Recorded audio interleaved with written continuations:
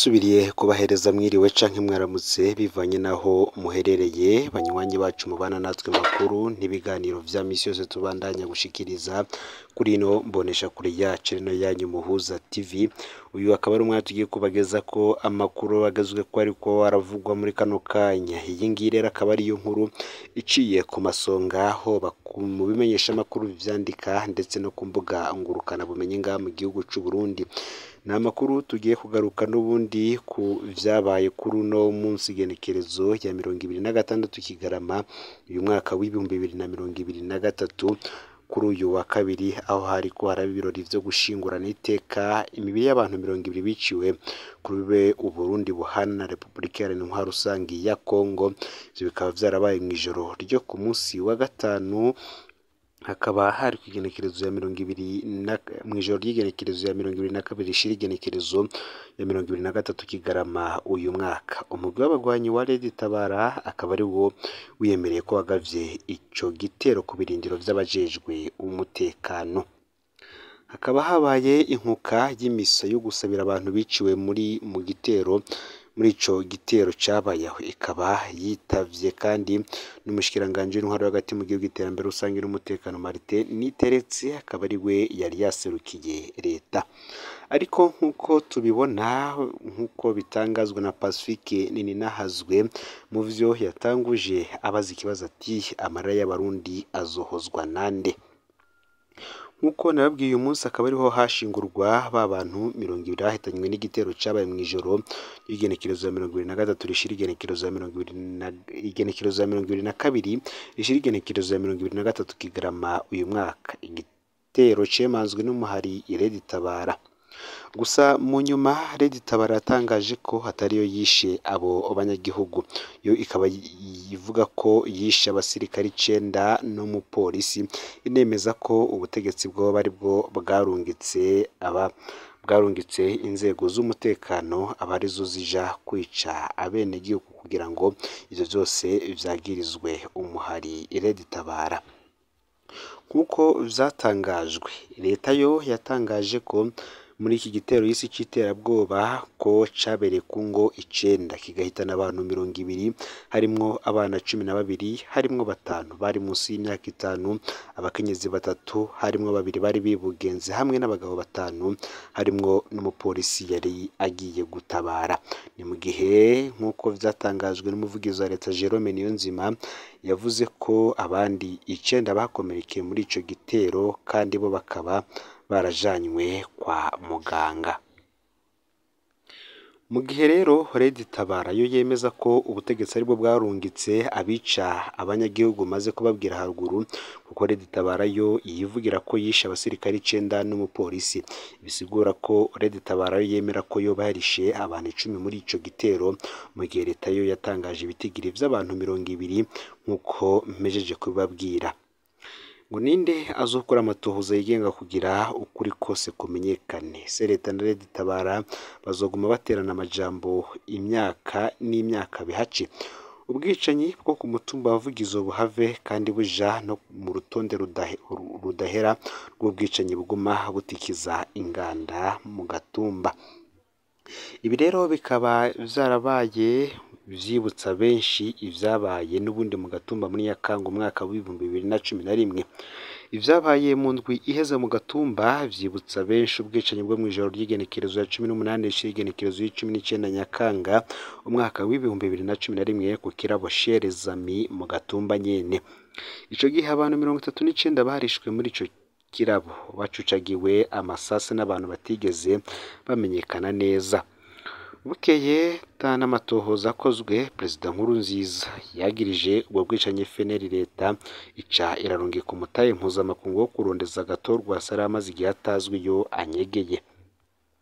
Bikaba vyaragiye kumenyekana mu nyuma ko ubwo bwicanyi bwari bwateguwe n'ubutegetsi bwa CNDD FDD mu ntumbero yo kwambika ibara no gufata zimwe mu ndongo z'abatavuga rumwe n'ubutegetsi. Urubanza rw'irementanya rwarakozwe, uwitwa Innocent Ngendakuriyo batazira Nzarabo yagize uruhare rukomeye muri ubwo bwicanyi, yahavuye atorokeshwa n'iperereza. Mu nyuma aratahura ko agira yicwe aca aratanga intahe yiwe kuri RPA. mwikete yandikiye ishirahamwe APRODH Nzarabu yarashize ahabona abateguye ubwicanyi bwa Gatumba nivyo yemereye kugira abeshere abatavuga rumwe n'ubutegetsi. Mu mazina yatangaje ico gihe uyu Nzarabu mu mwaka w'ibihumbi 2011 hakaba harimwo amazina ya General Adolphe Nshimirimana, General Gervais Ndirakobuca bataziranda kugarika, General Maurice Mbonimpa, Colonel Desire Uwamahoro n'uwitwa Jeremy Ibonimana nk'abagize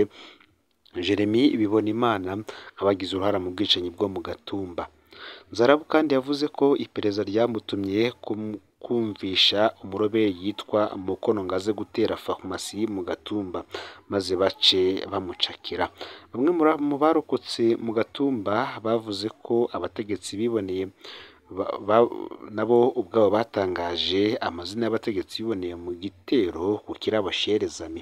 Byose bikaba byaraheze gutyo, akaba ari nta n'icigeze gikurikira. Mu nyuma Nzarabu akaba yarahavuye yicwa n'iperereza muri Ntwarante umwaka w'ibihumbi 2014. Nako kandi atari ubu bwonyine, ubwicanyi bwo mu Gatumba n'ubundi nanone bwibutsa ubwabaye muri Myandagaro umwaka w'ibihumbi 2004. Ubu bwicanyi bwibutsa kandi ubundi bwabaye mu ijoro ry'igenekerezo ya 13 ishiri ya 14 Myandagaro umwaka w'ibihumbi 2004, aho bwahitanye impunzi 166 z'abanyamurenge mu ikambi y'impunzi mu Gatumba. Muri iryo joro igitero cy'abantu bitwaje ibigwanisho bavuga ikinyarwanda n'indimi zo muri Kongo cyararigise impunzi zigizwe ahanini n'abakenyezi n'abana. Bukeye umuvugizi wa FNL Pasiteri Habimana ariwe Metusera niko bamye yarimanze ico gitero ku maradiyo atandukanye.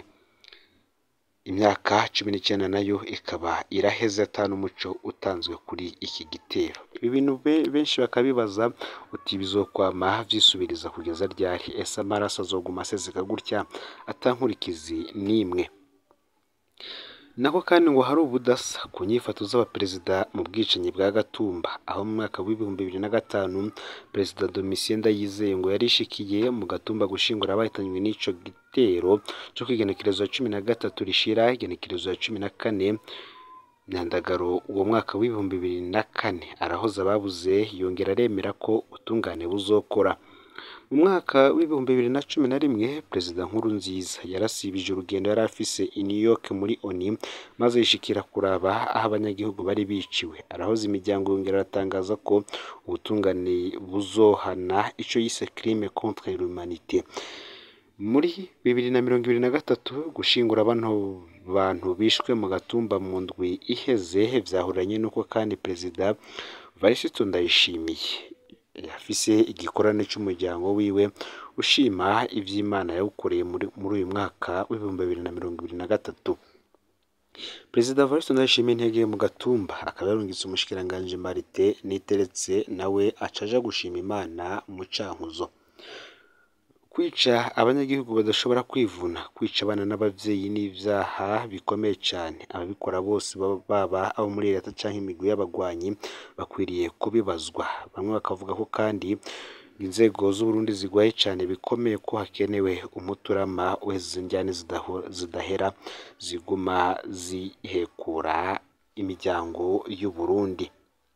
Muri aya makuru kandi katuyabandanize ku yandi ariko aravuga gati y'intambara n'ubundi y'intambara ya Israeli ndetse na Gaza, aho byatangajwe n'umushikiranganje wa mbere wa leta ya Israeli Benjamin Netanyahu, aho yarahiye ko agiye gukaza urugamba.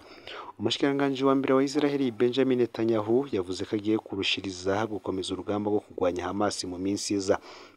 Ababwiye abanywanyi b'umugambwe we ko yagendeye Gaza ku wa mbere mu gitondo kandi ko ibikorwa by'igisirikare cya Israel muri iyo ntara biri hafi yo kurangira. Ayo majambo yiwe ashitse mu gihe umushikiranganje wa Leta Zunze Ubumwe za Amerika yavuze ko Israel ikwiye kugabanya ibitero vyayo. Intambara yatangiye kugenekerezo y'indwi gitugutu igihe Hamas yagaba igitero cyahitanye abantu benshi imbere muri Israel. Ubushikiranganje bw'amagara y'abantu mu butegetsi bwa Hamas bwavuze ku wa mbere ko abanyapalestina bashika 200,374 bamaze kwicwa n'ibitero vy'amabombe vya Israel kuva ico gihe, bakavuga ko benshi bishwe ari abana n'abagore. Abantu bashika 1200 cane cane b'abanyagihugu basanzwe barishwe igihe abagwanyi ba Hamas baje bukuru bibe bagatera kugerekezo rw'igitugutu. Abantu 240 kandi baratwawe nk'imbohe. Israel yo ikavuga ko abashika 132 n'ubu batararekurwa. Benjamin Netanyahu yarahiye ko azosambura Hamas hanyuma agasubiza imbohe muri Israel.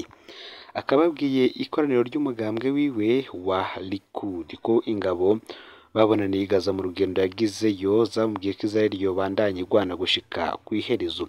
Ati ntitugiye guhagarika, tuzobandanya kugwana kandi tuzokomeza urugamba mu minsi iri imbere.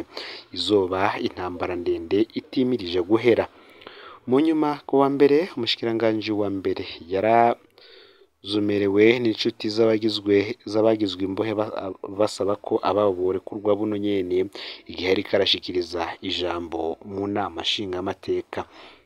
Ati ntituzoshobora kubohoza abantu bose batwaye bunyago tudakoresheje igitutu c'igisirikare, ngo ntituzohagarika kugwana. Akaba ariko yavuze mu gihe imiryango nayo yariko irasemerera ubu nyene iri aho abanyagihugu babikurikiranira ibikorwa vy'inama nshingamateka. Ibinyamakuru vyo muri Israel no mu bihugu vy'Abarabu bivuga ko Misiri, Egypte yatanze integuro yo guhagarika intambara hagati y'izo mpande zibiri. Kubw'ibivugwa mu binyamakuru, iyo nteguro ngo yotuma haba kurekura bukebuke abanya-Israel bose bagizwe imbohe hamwe n'igitigiri kitazwi uko kingana c'abanya-Palestina bapfungiwe muri Israel mu kiringo c'ukwezi n'inusu. Vyose bikarangizwa kandi n'ihagarikwa ry'igitero ca Israel. Agahengwe kabaye imbere kabonetse ku buhuza ba Katari katumye hari kugwa imbohe ziharurwa mirongo muri Gaza zikabwa abanyororo b'abanyepalestina. Ubu gushika ubu Israel na Hamas baranana kumva akamo kagoma kiyongera ko guhagarika intambara. Kuwa Mungu ubushikiranganje bujejwe amagara muri Gaza bwavuze ko igitero c'indege ca Israel cishe nibura abantu 70 mu ikambi y'impunzi ya Al-Magazi mu maja hagati y'iyo ntara, aho hasambuye igorofa y'amazu ibamwo abantu benshi. Umuryango utabara imbabare Croix Rouge muri Palestina wavuze ko ibitero vy'indege vy'urutavanako vya Israel vyatumye hugarwa amabarabara makuru hagati ya Magazi n'ayandi makambi y'impunzi abiri ari Bureji na Ari Nusera, bibangamira igikorwa c'imodoka zitwara abagwayi n'imigwi y'abatabara. Mu itangazo kandi casohora igisirikare ca Israel cavuze ko caronse amakuru yuko hari ibitagenze neza mu ikambi ya Magazi. Nubwo hari intambamyi ziterwa n'abagizi b'iterabwoba ba Hamas bakorera mu turere tw'abanyagihugu basanzwe muri Gaza, igisirikare ca Israel co kirubahiriza amategeko mpuzamakungu arimo gufata ingamba zishoboka z'uko hononekara bike bishobora kuba abanyagihugu basanzwe nk'uko ryongerako. Aya rero niyo makuru yaragezwe ko muri kano kanya. Ifyonde subscribe canke sabone niba utari wafyenda ko kugira ngo tuje ucikanwa nayo dushikiriza. Usangiza no makuru bagenzi bawe kandi aho baherereye hose kugira ngo batuje bacikanwa n'abiriko biravugwa bigizwe ko mu gihugu c'u Burundi, hanze y'imbibe z'igihugu c'u Burundi ndetse no makungu ya kure. No Mpuza TV Imana iba hezagire.